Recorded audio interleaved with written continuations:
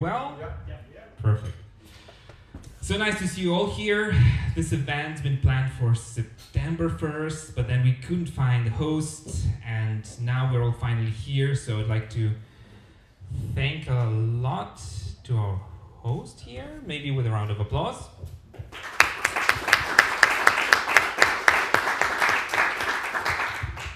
All right, and of course, glad to see you all here. Community is growing. So many iOS engineers here in Berlin. I'm glad to see you coming here to listen to me and to other engineers. So I'd like to talk about Swift Package Manager, and I would also like to thank my company for drawing this illustration specifically for me. And it has like company logo, packages, so it all makes sense, right? Package Manager. Who I am? I'm Mike. I used to work in many different companies that I enjoyed, for example, Riedel or Wire or Field. Currently I'm working at Delivery Hero, and I have a couple of colleagues of mine here. So Ashu, Shilpa, nice to see you here. And since I'm from Ukraine, wanted to do this a little bit of interruption from the upper mode to lower mode. So you can see everything on the slide. If you have your paycheck coming next month, who knows? And I'm working at Delivery Hero in the position of staff iOS engineer, working on the app for the driver. So Delivery Hero is like a huge company that is headquartered here in Berlin, and they have many brands across the world that I would show, but the driver app is the same for all the brands, which makes kind of big user base. We have 1 million delivery drivers active monthly and active in 75 countries. By the way, we're searching constantly for Staff Plus engineers for iOS, so if you know somebody or if you're thinking to take next level, yeah, me personally, I've went into the direction of engineering manager. I've been an engineering manager for like 3-4 years. I've been a CTO of 2 companies, and I'm telling you, staff engineer, lead engineer is a great role. I really enjoy it. So, the brands, and yeah, so let's go back to the topic. Basically, Swift Package Manager is a tool developed by Apple for managing distribution of Swift code. And what I did, and what is this talk about, is moving around 300,000 source lines of code project to SPM. Basically, I would start with a couple of key points and go in depth. And there's also a blog post that has the same content, so instead of coming here today, you could just read it. Anyway.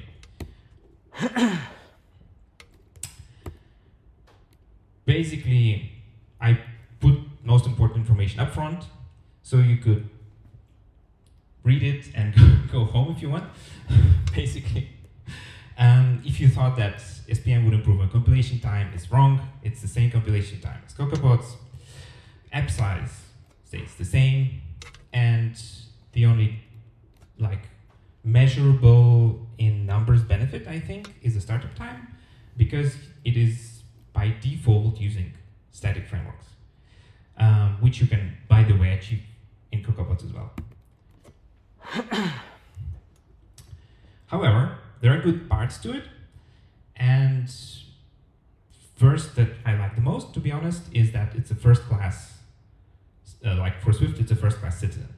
So packages are defined in Swift, and it's been built with Swift in mind. So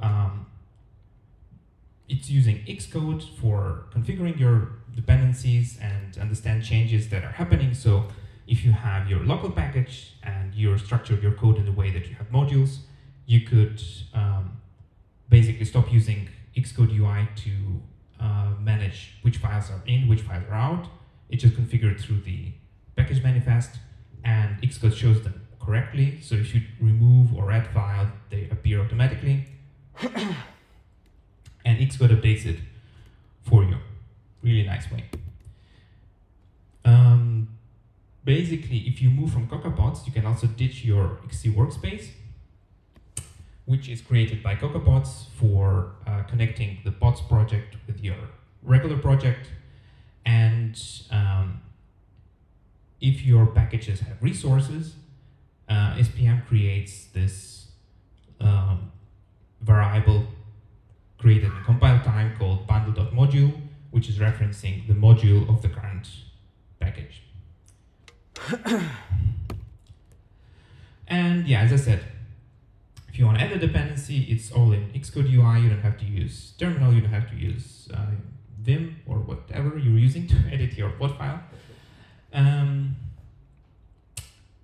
Easy as that. There are things that I don't like with SPM, surprisingly. And some of them are bugs, purely like the first one, you change something, you change a branch, and then all of a sudden targets are gone in Xcode, and it says that it's missing package for product, which is easy to fix, but still. Resolution of packages takes a lot of time, and if you're building your own packages, it's always necessary to import all the frameworks that your code is using. So there are no implicit import of foundation, for example. If you're using string, you have to write importing foundation. If you're using UI view, you have to write I'm importing UIKit here, otherwise compilation will fail. There are things that I think would be improved really soon, but who knows? So for example, if you care about the time that takes your project to compile, SPM is always doing a full checkout of dependencies repositories. So if somebody ever committed really big file to some random dependency that you have, it is removed now. SPM would still copy it over for you, just in case. The dependencies are actually defined inside of project.pbxproj. I don't know if I need to laugh or cry here, but this file is not the best file, right? It's a bit of a nightmare, to be honest.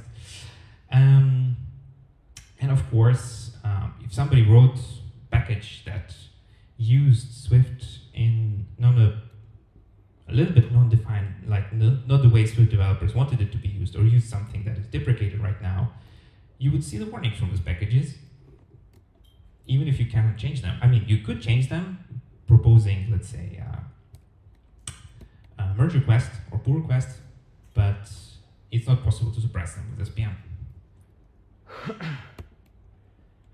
And me personally, I think it was still worth moving to SPM, since it allows to create better modular project structure.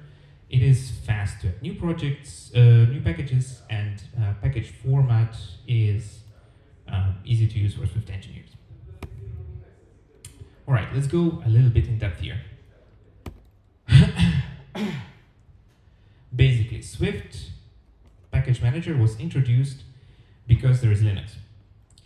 So back in the day,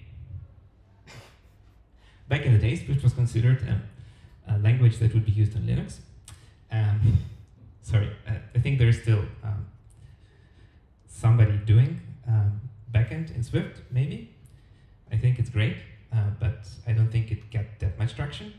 But basically, there was no CocoaPods for Linux, right? So you had to manage your dependencies somehow. There have been predecessors.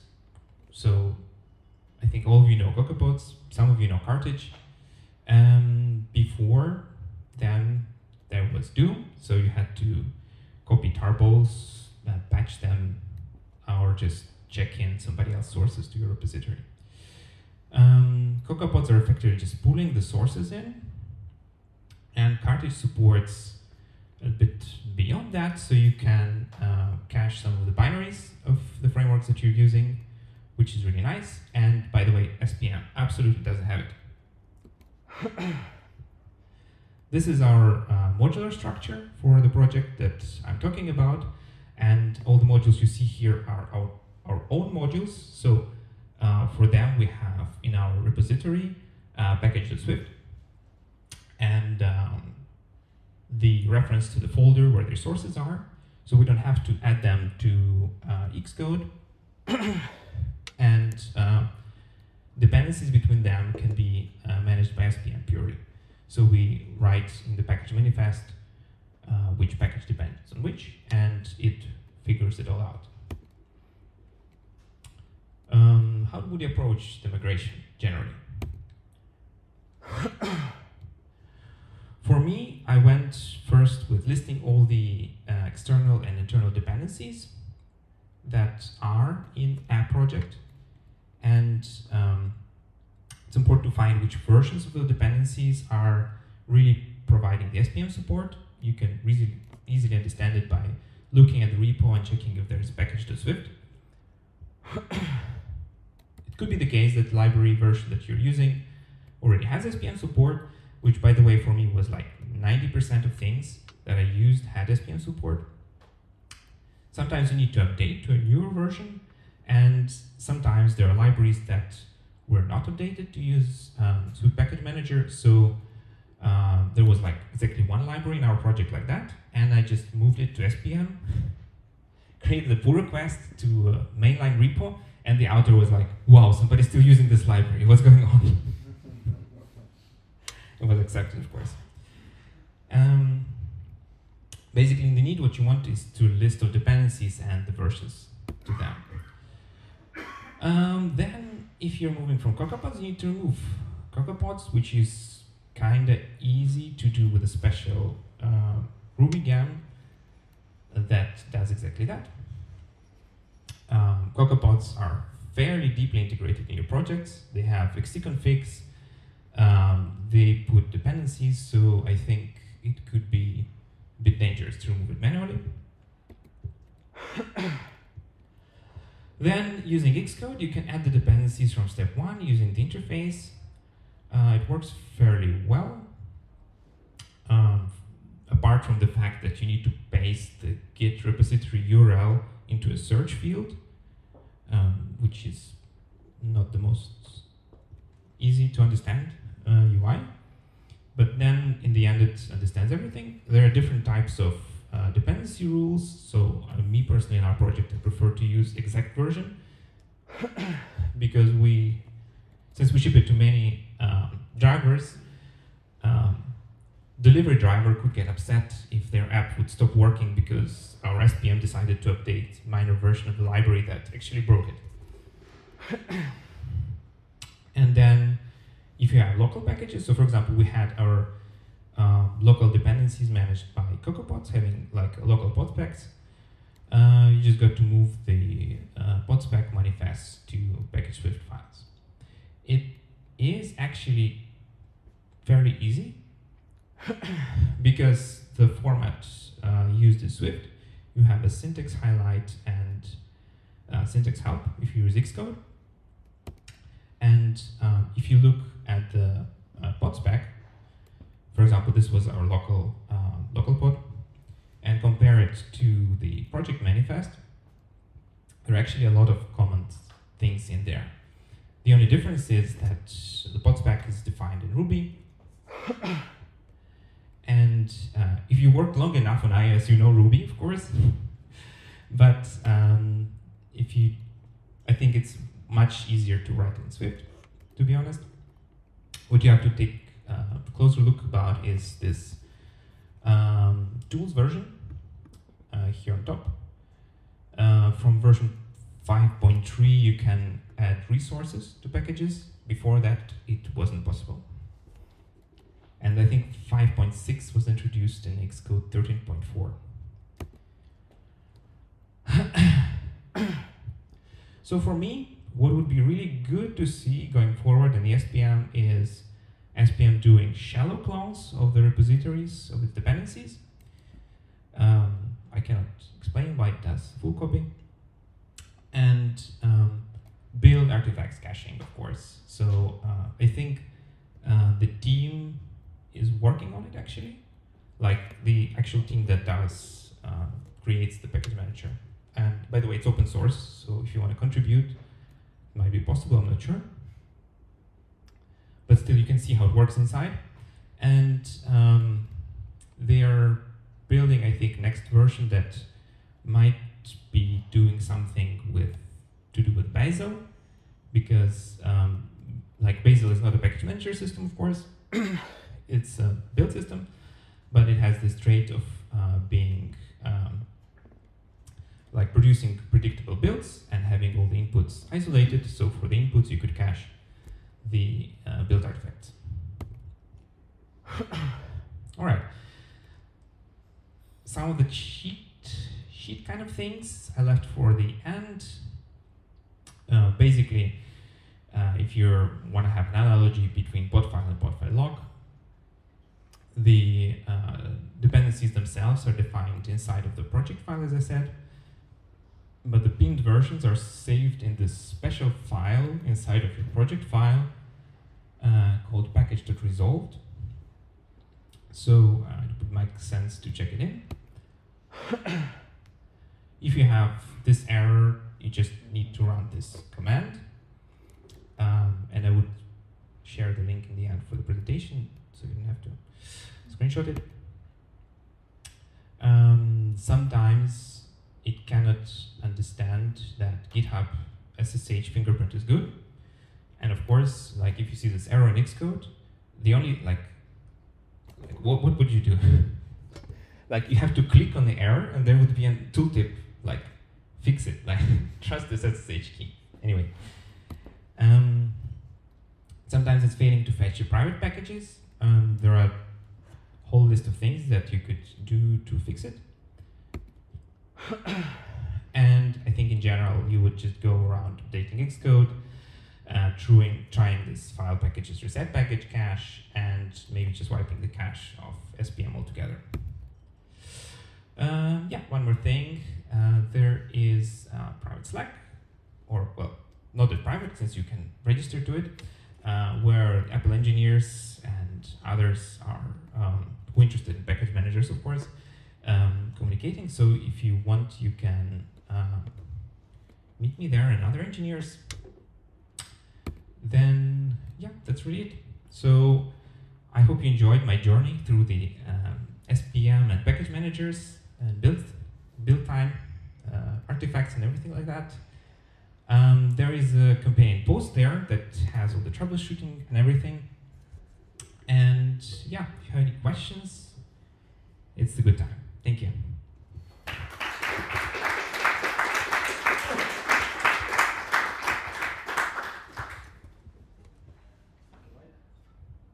Any questions?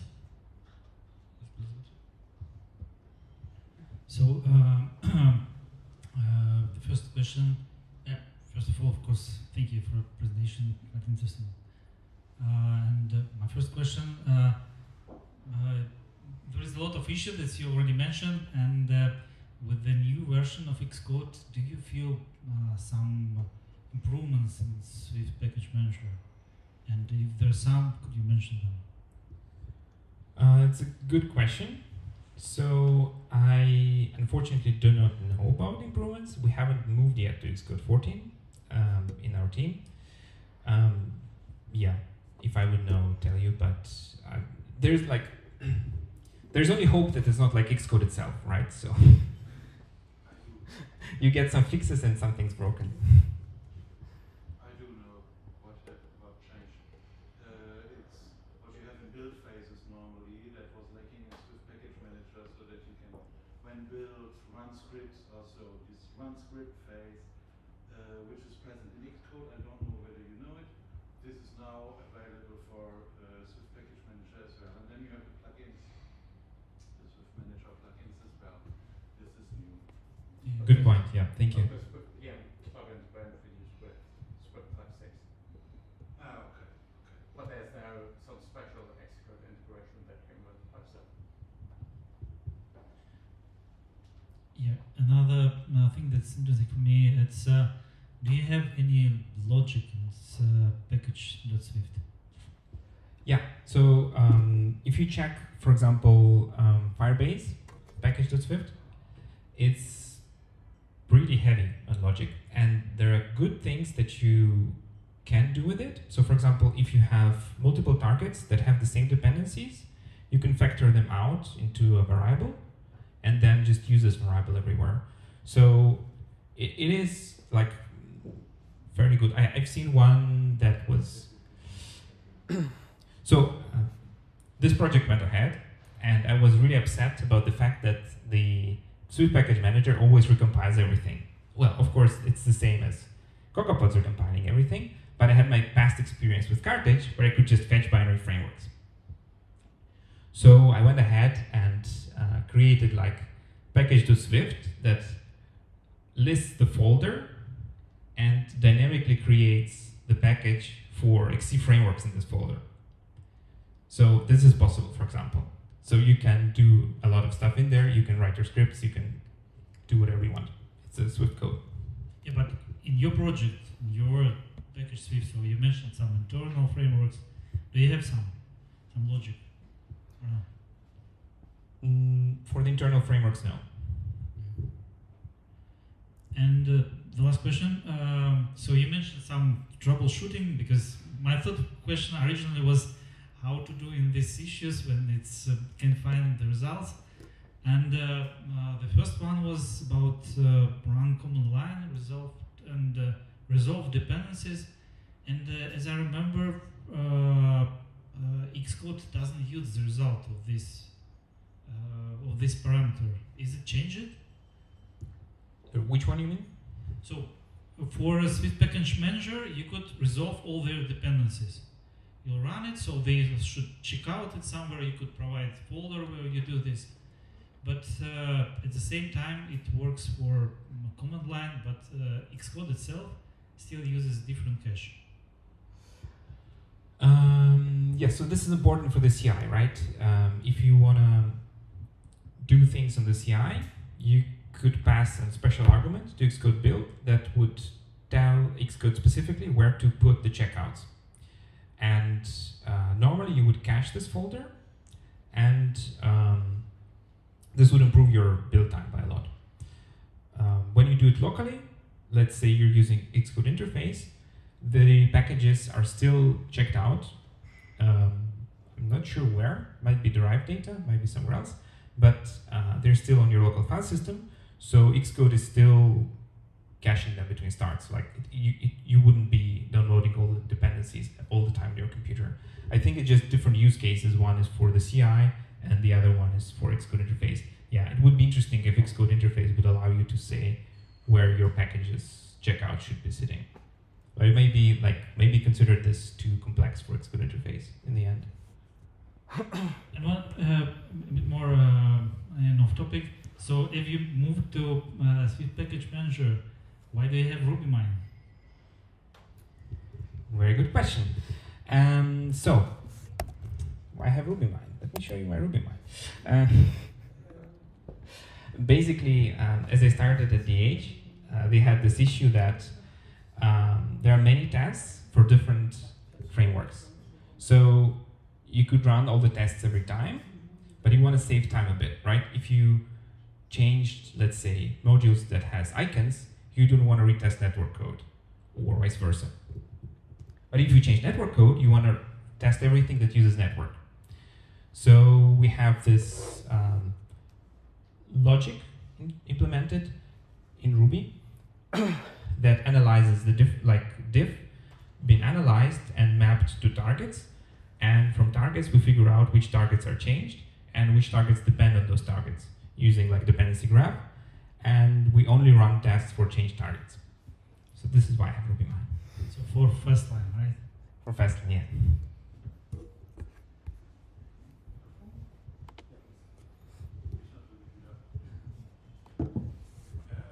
Thanks for the talk again. I have a question. You mentioned that you use exact versions for your internal libraries. I have been through the same as you with many CocoaPods, and I finally managed. I didn't really fork repositories to make a Swift package out of it, but I just waited until the time was right to ditch CocoaPods, which we did half a year ago. And we have also many internal Swift packages. and some of them make sense in exact version, but if your Swift packages also depend on other Swift packages, if you have grandchildren Swift packages, then exact version is a nightmare. And how do you tackle this thing? Because you said then you can be sure each build does the same, but I think as soon as you keep track of your package resolved, then everything is fine, because Xcode build will always use what's in package resolved. And by the way, you said earlier, oh, we got rid of the workspace, but you didn't got rid of the workspace because Swift Package Manager needs the workspace, and so it creates a dummy workspace inside your project file, which you saw yourself. And so for me, it makes more sense to keep my workspace and have my package resolved handy, like versus having it buried down in 10 levels of hierarchy. But that's a side note, just with the exact version, that's my question. Yeah, so we use exact versions for third-party libraries and our own packages. Like, we have monorepo. So all packages are just in one repo, in one folder. They don't have versions. Like, Okay, that answers the question. We of course have different repos. Not of course, but we do have different. I think so, the question. I think it makes, like, I did the same with Carthage. There were many libraries, many versions. Such a nightmare. Thank you. More questions? Yeah, thank you for the talk. Just to those who have used Xcode Cloud, has anybody used it like in a big SPM project already? Does it kind of work? Not at all? Any additional recommendations or experience? I haven't used, unfortunately. We use Bitrise, and yeah, as I said, there are no performance differences. Basically, when you do, like, we use Fastlane, when we build or when we do tests, it automatically resolves packages, like Xcode does its thing automatically. But I would be interested to check if somebody knows, maybe, Xcode Cloud, how. Hi, Swift server developer here on Linux. So we exist. So ashamed now, sorry. Actually, I even work for Apple. So Swift server developer from Apple. We exist. Stuff is running in Swift on the server. I can have questions, but I also can answer some of the questions you raised. So the first one regarding shallow clones of dependencies, I can tell you why it works this way. The problem is that Swift PM tries to do dependency resolution based on versions, and to get all the versions, we need to have a full clone of the repo to find out what versions are available. If you want to work around this, there is, with Swift 5.7, we introduced Swift Package Registry, which is an API that a server can implement. There's an implementation by JFrog, which have a product called Artifactory, and this can be used, and then you have shadow clones, and you just download as a file really, really quick. Regarding build artifacts caching, have you ever tried using the binary products within Swift PM? Yeah, that's what I actually did in the end. So we moved to have a copy of binary frameworks of third-party dependencies, and as I said, we have this special package.swift that scans the folder and says, okay, I have all those frameworks, you can use them.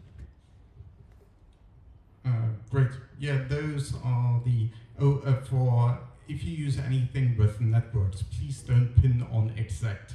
If there's a security issue in something and the library author is nice enough to fix it, you want to get the package update anyway. In case you do something on Swift on server, please don't pin on exact. But I had to say, I had to pin public library as well, because they had a breaking build a thing and it doesn't work and the boss is behind you and so. Sure. Did it have access to the network? Did the library do any network access? Yes, I think it was TrustKit. I don't. Okay. I can't remember. Really, but I mean, if you do breaking changes, you should at least erase the minor version, not the patch version, because nobody can know that. I guess in that case, I would see this as a reason not to use the dependency. Touché. Or don't use any dependencies anymore. So no use of SPM in the first place because you have no dependency. Thanks. I mean, I think the questions that are answers are the best. But yeah, I tried to validate the content with Boris, no Nacho, but he haven't answered in time, so you get what you get. Sure. Yes, He's very busy. thank you, Mike. Thank you for answers. Thank you for the questions.